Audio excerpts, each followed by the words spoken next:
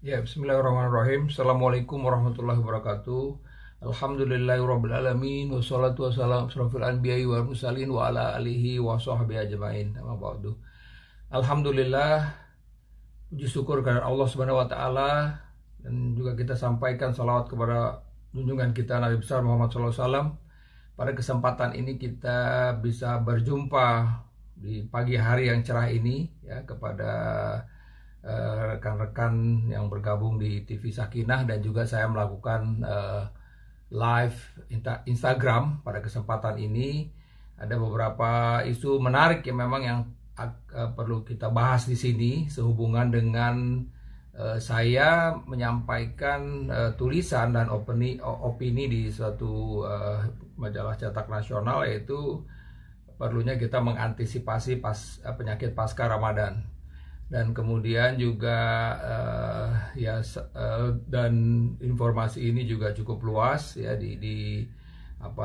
diapresiasi oleh berbagai media, dan kemudian juga pada satu kesempatan saya sudah mulai melakukan praktek secara telemedicine, dan disitulah mulai ketahuan gitu loh ya, bahwa, dan juga saya mendapat informasi dari dua rumah sakit di mana saya bekerja, yaitu pada minggu-minggu pertama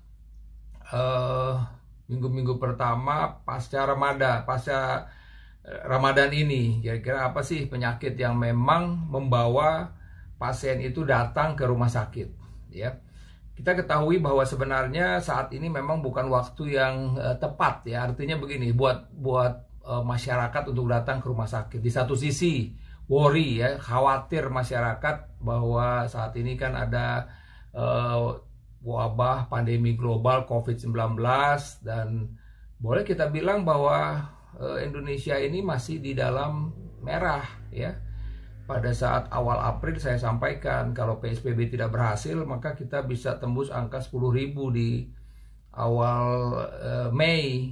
Ketika awal Mei di 10 hari pertama kita sudah tembus 5.000, saya sampaikan lagi, ini juga nampaknya kita belum konsisten semua atas menjaga bagaimana kita mencegah. Saya sampaikan awal Juni kita sudah tembus 25.000. Nah, ini belum sampai awal Juni kita sudah lihat bahwa angkanya 25.000. Jadi ini kondisi ini di satu sisi memang membuat pasien-pasien itu enggan untuk datang ke rumah sakit, tapi di satu sisi sebenarnya ini bisa jadi masalah kalau memang kebetulan pasien itu memang perlu datang ke rumah sakit. Jadi kembali lagi tadi bahwa ini topik yang akan diangkat adalah penyakit pasca Ramadan. Sebenarnya ya, kita mesti melihatlah bahwa apa yang terjadi saat ini memang ada dua perdebatan. Apakah ini azab, apa ini musibah? Ternyata kalau ditilik lagi, azab itu untuk orang kafir, ya, diazab dia. Tapi kalau ini mengenai orang mukmin, ya, orang muslim, semua orang yang juga rajin beribadah, tapi kita kena seperti saat ini musibah. Nah, ketika bicara soal musibah, memang kita akan bicara soal bagaimana memaknai musibah tersebut, begitu. Ya, ini jadi situasinya menjadi ada dua hal di sini. Saat ini kita dalam keadaan musibah, kemudian di satu sisi lagi ini ada penyakit yang saya bilang tadi, penyakit pasca Ramadan. Nah, ini tadi pasca Ramadan. Nah, balik kita sebentar, apa yang telah kita berhasil kita lakukan training ya. Jadi ya, kalau kita kembali lagi kepada ayat Al-Baqarah ya, bahwa ya ayyuhallazina amanu kutiba alaikumusiyam kama kutiba alal ladzina min qablikum la'allakum tattaqun. Jadi di sini sebenarnya ujiannya buat kita, apakah kita menjadi yang takwa atau tidak. Takut. Dan kalau kita kembali lagi tadi saya bilang bahwa di dalam 30 hari ini untuk mukmin ya, yang beriman, dalam 30 hari ini sudah melakukan training yang luar biasa. Kenapa kita bilang training luar biasa? Karena kita sudah berhasil, yang kita bilang kita sudah berhasil untuk tidak melakukan hal-hal yang basic. Nah, ini hal-hal yang basic. Apa hal-hal yang basic? Makan, minum, ya, kemudian juga tidak berhubungan suami istri, ya. Ini hal-hal yang basic kan, hal-hal yang sebenarnya itu dihalalkan apabila kita dalam keadaan tidak berpuasa.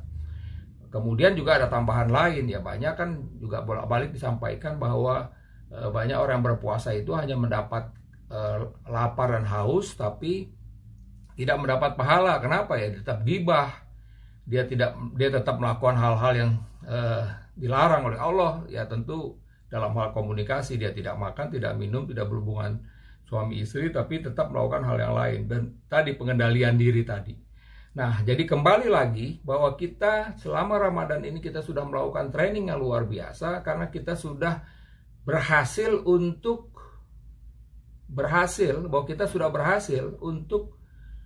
tidak melakukan hal-hal yang basic untuk kehidupan kita. Tidak makan, tidak minum, dan tidak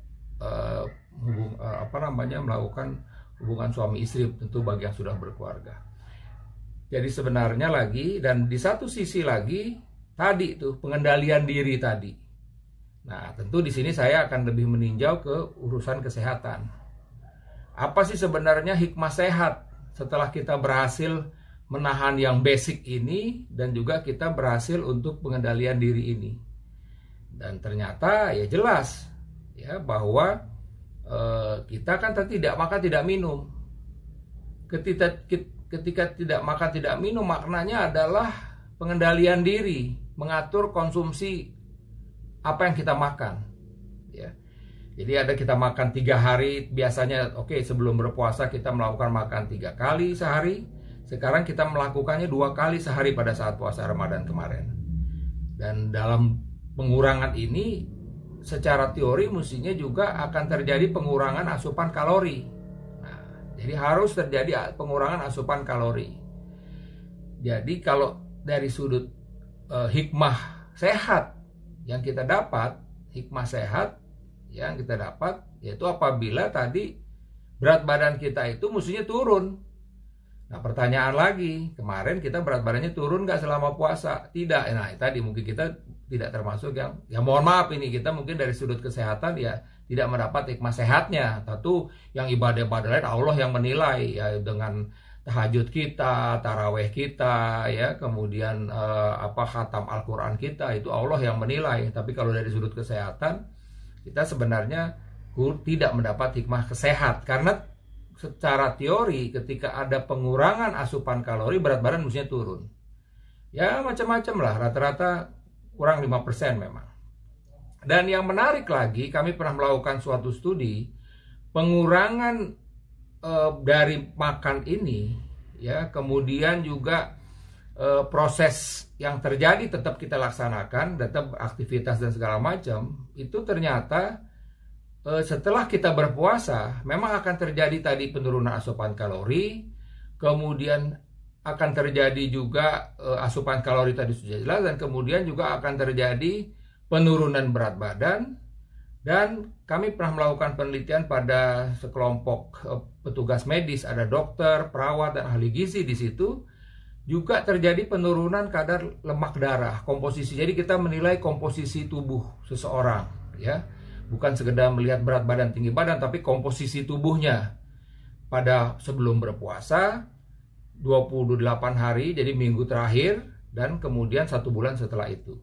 Jadi di dalam proses ini kita melihat bahwa ternyata ya kandungan yang turun itu adalah lemak, komposisi lemak kita turun. Tapi yang menarik adalah bahwa dalam riset tersebut proteinnya tidak turun. Artinya apa? Kita tahu protein ini adalah suatu hal yang penting untuk daya tahan tubuh, untuk mengganti jaringan-jaringan kita yang rusak. Jadi kalau istilah dulu atau kita baca lagi misalnya buku anak SD atau SMP, pelajaran ini yang namanya protein itu adalah pembangun gitu ya. Jadi pembangun dia untuk membangun tubuh kita ini. Ya sebenarnya juga lebih dalam lagi ya faktor daya tahan imun imun kita segala macam itu ada di protein. Nah, di dalam Ramadan kemarin itu, ya ini kalau saya bilang tadi secara teori, kalau kita benar-benar melakukan asupan kalori makanan yang berkurang, ya itu yang terjadi adalah bahwa akan ada penurunan berat badan, akan ada penurunan komposisi lemak tubuh, dan tidak terjadi penurunan protein di dalam tubuh kita. Jadi ini poin penting ketika kita kemarin berpuasa dengan baik. Itu baru satu sisi. Kemudian di sisi lain pengendalian diri. Nah ini yang lebih penting sebenarnya ya di satu sisi. Dan apa yang kita kerjakan, amalan-amalan kita kerjakan. Kita melakukan meningkatkan baca tilawah Al-Quran kita. Ya kemudian kita juga meningkatkan zikir kita, ya istighfar kita. Ini adalah energi positif buat tubuh kita. Ini juga sebenarnya adalah pengobatan buat tubuh kita. Ya kenapa? Karena dengan hal-hal seperti gitu maka berbagai macam rasa cemas. Ini jelas saja saya bilang tadi saya sudah mulai praktek, memang belum bertemu pasien tapi secara telemedicine. Itu boleh dibilang dari pasien-pasien yang melakukan konsultasi itu 80% merasa saya cemas dok terhadap COVID ini. Saya tanya bapak ibu keluar rumah nggak? Wah nggak berani saya keluar rumah karena cemas takut tadi. Nah ini tadi nih, insya Allah kalau kita tadi di dalam 1 bulan pertama itu benar-benar melakukan zikir yang meningkat, kemudian istighfar kita meningkat, bacaan Al-Quran kita meningkat, ini akan mengurangi nih rasa cemas kita itu akan kurang sebenarnya. Ya bahkan ada satu satu riset kecil-kecilan pada sekelompok orang yang nadinya itu diperiksa, nadi awalnya itu sekitar 100-an diminta untuk membaca Al-Quran untuk beberapa ain aja begitu ya. Itu apa yang terjadi? Ya terjadi penurunan nadi. Jadi dia sudah pasti tuh ketika dia membaca Al-Quran, pikirannya menjadi tentu konsentrasi dengan baca Al-Quran, bukan baca Al-Quran pikirannya kemana-mana atau asal baca, tentu tidak. Ya walaupun ya sebahagian kan tahulah ujung-ujungnya begitu ya ketika arti dari ini, tapi oke lah pun juga tidak tahu artinya, tapi itu ketika kita benar-benar memasrahkan diri, benar-benar kita baca Al-Quran, itu heart rate kita akan menurun begitu ya, walaupun itu di kecil-kecilan begitu. Jadi turun itu heart rate bisa sampai 10-20%. Jadi yang tadinya awal 100 mungkin karena kecemasan dia bisa turun 90, 80 gitu. Jadi sekali lagi tadi ya, bahwa poinnya ketika tadi asupan makan sudah berhasil, ya poin yang tadi pengendalian diri tadi, mestinya kita sudah berhasil. Saya mesti bilang bahwa sebagian besar penyakit-penyakit ini sebenarnya lebih banyak karena penyakit hati, psikosomatik yang saya bilang tadi. Pasien orang sakit kepala, ya tidak jelas ini sakit kepala dalam kondisi COVID begini, dikit-dikit sakit kepala, ototnya itu pegel-pegel, yang kalau istilah medis kita fibromialgia. Fibromialgia itu sebenarnya faktor psikis yang dominan. Ini kita bicara yang memang direct dulu, ya artinya memang yang langsung, ya. Kemudian lagi misalnya tangan kesemutan, gemeteran, sempoyongan, itu adalah tanda-tanda psikosomatik sebenarnya. Kalau tentu kita pastikan bahwa tidak ada penyakit. Tapi ketika tadi sakit kepala ada demam, ya jelas demamnya ini yang menyebabkan sakit kepala. Atau tadi sakit kepala giginya juga sakit, ya ini sakit kepala karena gigi. Tapi kalau kita lihat mata tidak ada masalah, ya kita juga tidak infeksi, ya gigi juga nggak ada masalah, kok sakit kepala? Ini tadi mungkin faktor psikis. Kemudian juga termasuk juga misalnya hal-hal yang prinsip impotensi itu sebagian besar juga karena faktor psikis misalnya ya. Kemudian juga asam lambung tinggi, itu riset kami menunjukkan bahwa sebenarnya 70-80% pasien-pasien sakit mah itu sebenarnya sakit mah yang fungsional. Jadi kalau kita lakukan endoskopi itu tidak ditemukan kelainan, itu karena memang asam lambung yang tinggi berlebih-lebihan karena faktor stres tadi, gitu loh. Jadi karena faktor stres tadi, ya itu poinnya. Kemudian lagi bicara soal tadi ada lagi yang berhubungan dengan penyakit pencernaan yang kita bilang irritable bowel syndrome. Ususnya itu sensitif, ya ususnya itu sensitif gitu. Jadi apa yang ususnya sensitif seperti ini? Misalnya bahwa ketika dia stres maka dia mudah diare.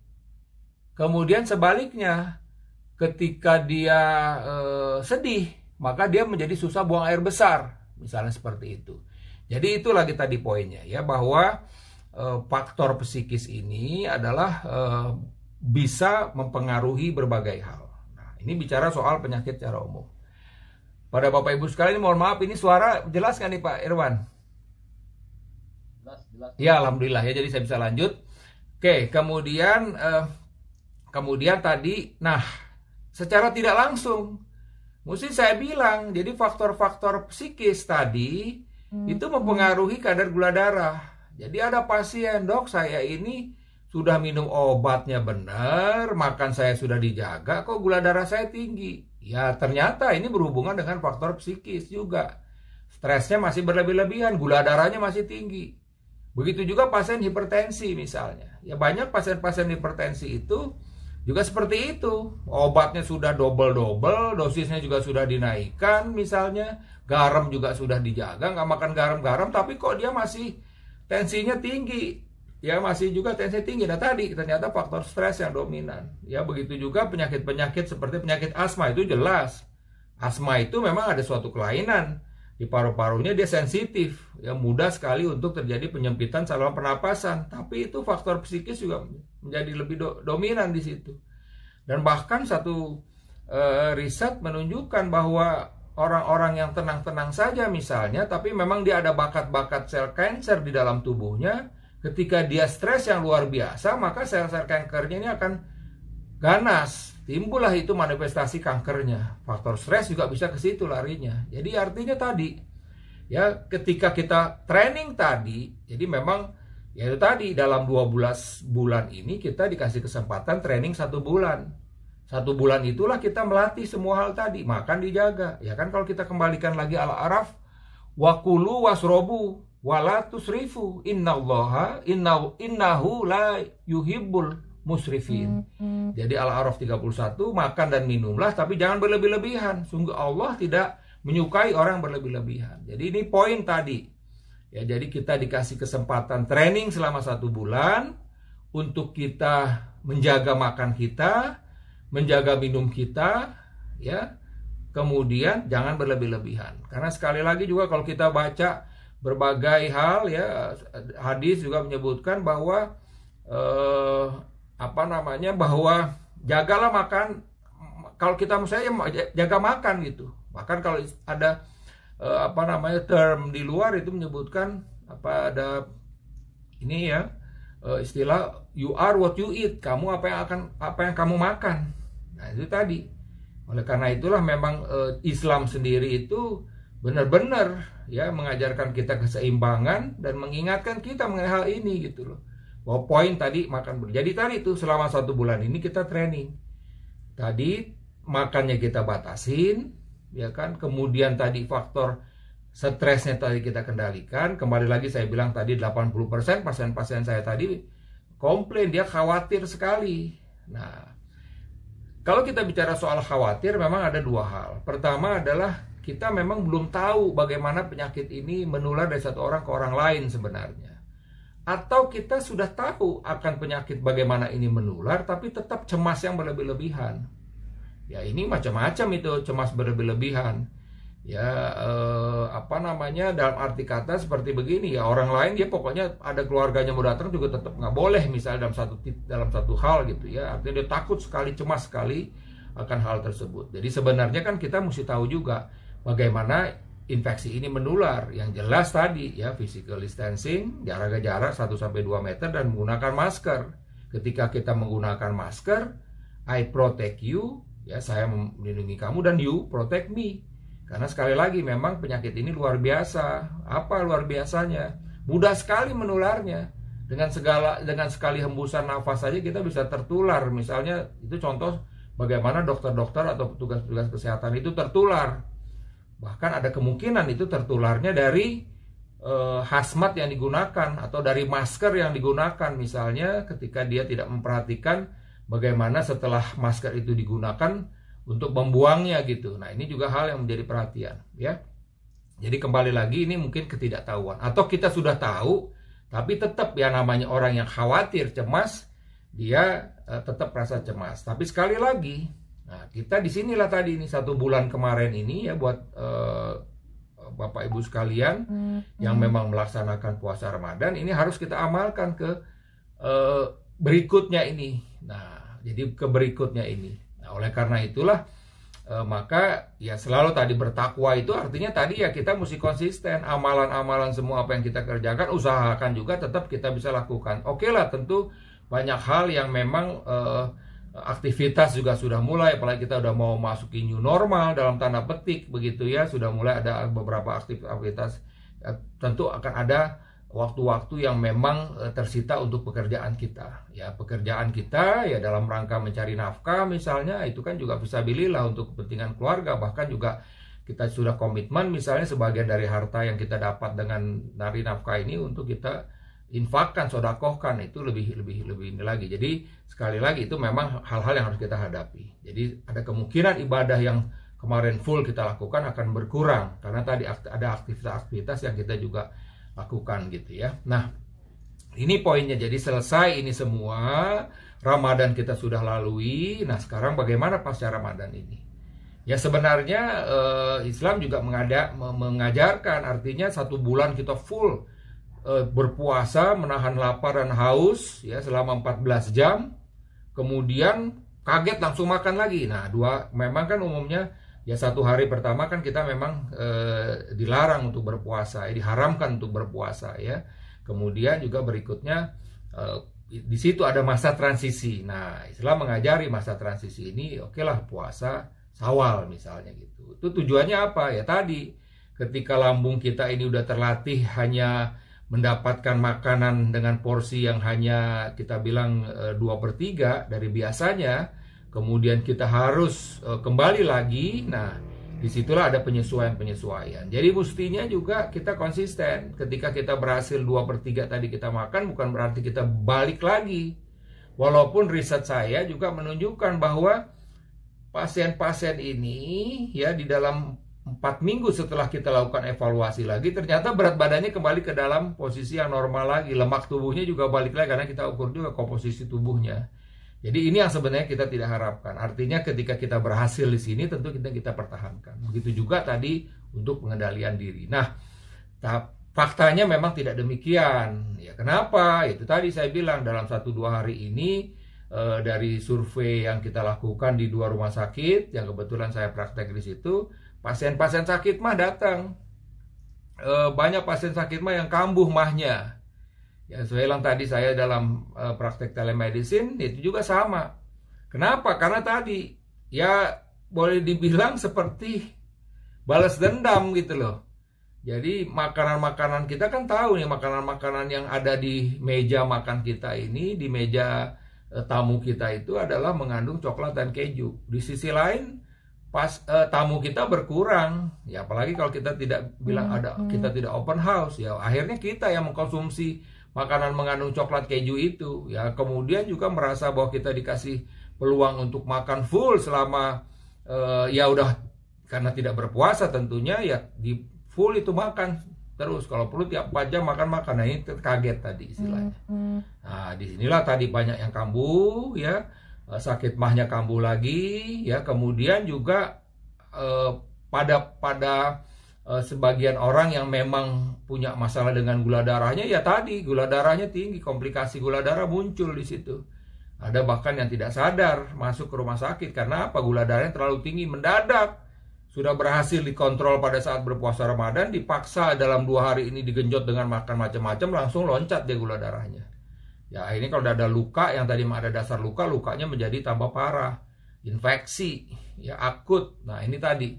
Jadi ini memang penyakit-penyakit yang akhirnya kita bilang penyakit pasca Ramadan yang kita temui ya pada saat di gawat darurat, dan juga tadi konsultasi seperti tadi ini. Nah ini yang saya bilang tadi. Nah bagaimana kita mengantisipasi ini? Ya kembali lagi tadi Al-A'raf tadi, makan dan minumlah tapi jangan berlebih-lebihan. Ya ini makanan masih banyak, ya udah nggak apa-apa. Kalau merasa Anda tidak mampu untuk mengkonsumsi, lebih baik kita sedekahkan. Mungkin kalau kita berikan ke orang lain yang memang belum pernah makanan seperti apa yang ada di meja tamu kita, mungkin mereka lebih bersyukur begitu, lebih apa namanya, bahagia dengan adanya makanan yang kita berikan itu gitu loh, daripada makanan itu ada di meja kita sayang, akhirnya kita makan, kita akhirnya mengalami penyakit pasca Ramadan itu. Jadi sekali lagi artinya dalam mengantisipasi ini kita mesti tahulah ketika makan berlebih-lebihan, apalagi sekarang kan aktivitas